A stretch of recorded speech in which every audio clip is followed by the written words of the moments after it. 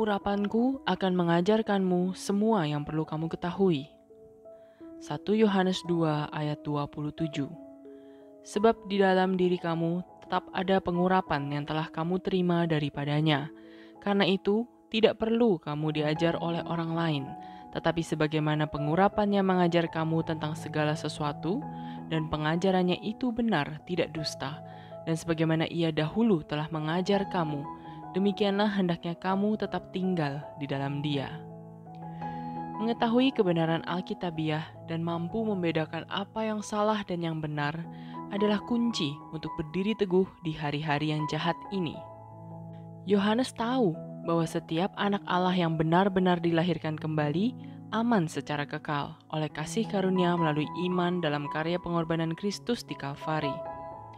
Masing-masing menerima urapan Roh Kudus pada saat Dia datang untuk secara permanen tinggal di dalam kita. Pengurapan ini terjadi saat kita mempercayai Kristus untuk keselamatan kita, karena kita telah dibeli dengan harga yang mahal, darah Yesus Kristus yang mahal, dan harga penebusan kita telah dibayar lunas di Kalvari.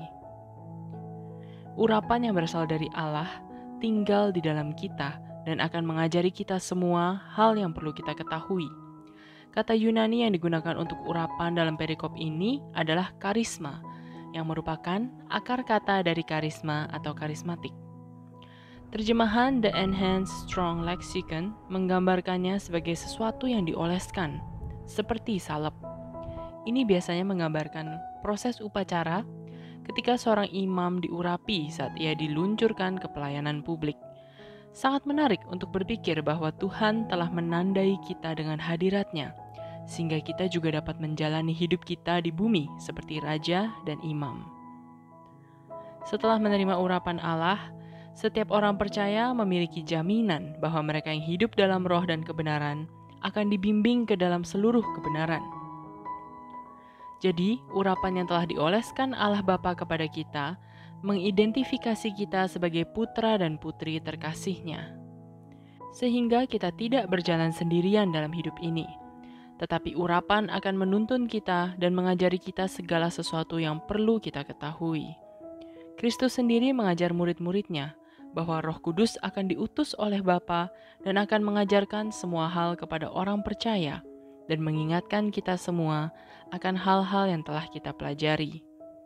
Kita memiliki Roh Kudus yang berdiam secara permanen di dalam kita, dan Dia tidak akan pernah diambil dari kita. Kasih karunia tidak pernah dapat diambil. Tuhan tidak akan mengambilnya di mana Dia pernah menganugerahkannya, dan manusia serta iblis tidak bisa menghilangkannya. Sungguh suatu hak yang istimewa bahwa ketika kita lahir baru dan diurapi oleh Roh Kudus, Dia akan mengajari kita apa yang perlu kita ketahui dengan tinggal di dalam Dia, bersandar pada kasih-Nya, dan memercayai firman-Nya di setiap bidang kehidupan. Kitab suci secara khusus diberikan kepada kita dari Allah untuk pembelajaran kita. Dan bersama dengan Roh Kudus yang berdiam di dalam hati kita memiliki semua yang kita butuhkan untuk arahan dan pengembangan rohani kita, selama kita mematuhi perintah Kristus untuk tinggal di dalam Dia dan Dia di dalam kita. Marilah berdoa. Bapa Surgawi, terima kasih atas Roh Kudus yang berdiam di dalam diri kami masing-masing. Terima kasih untuk kitab suci yang tertulis dan hak istimewa untuk bersatu dengan Kristus sebagai bagian dari tubuh-Nya.